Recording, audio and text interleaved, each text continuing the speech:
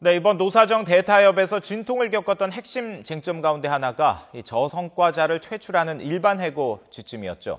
이 정부가 앞으로 노사와의 협의를 거쳐서 가이드라인, 즉 행정 지침을 내놓기로 했는데요. 저성과자는 어떤 경우에 해당되는 걸까요? 홍상희 기자가 보도합니다. 현행 근로기준법에는 저성과자에 대한 기준이나 해고할 수 있는 근거가 없습니다.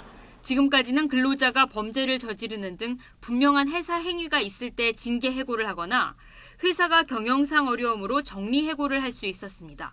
정부와 기업은 경쟁력을 높이고 청년 채용의 문을 넓히기 위해서라도 저성과자 해고가 필요하다고 보고 있습니다. 지난 13일 타결된 대타협에서 일반 해고에 대해 노사정은 정부가 행정지침, 즉 가이드라인을 만드는 데 합의했습니다. 그렇다면 퇴출 대상이 될 저성과자는 누가 될까? 지금까지 판례로 봤을 때 인사평가에서 연속 최하위 평가를 받고 회사가 재교육과 업무 재배치로 기회를 줬는데도 개선이 안 될 경우 저성과자로 분류될 가능성이 큽니다.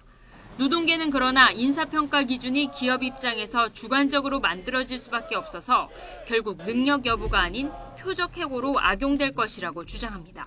저성과자가 아닌 사람을 저성과자로 만들어버릴 수도 있는 거예요. 뭐냐면 회사에 바른 말을 해서 좀 밉보인 사원들을 해고하는 하나의 방법으로도 악용될 소지가 다분하다. 대부분 기계화가 이루어진 제조업 근로자가 아닌 비제조업 화이트칼라가 대상이 될 것이라는 분석도 있습니다.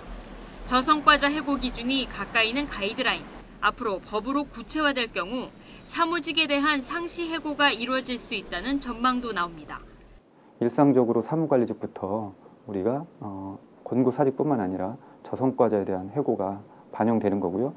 이제는 미국식의 불평등한 양극화된 노동시장으로 우리가 첫 단추에 고리를 꼈다 이렇게 볼 수 있습니다.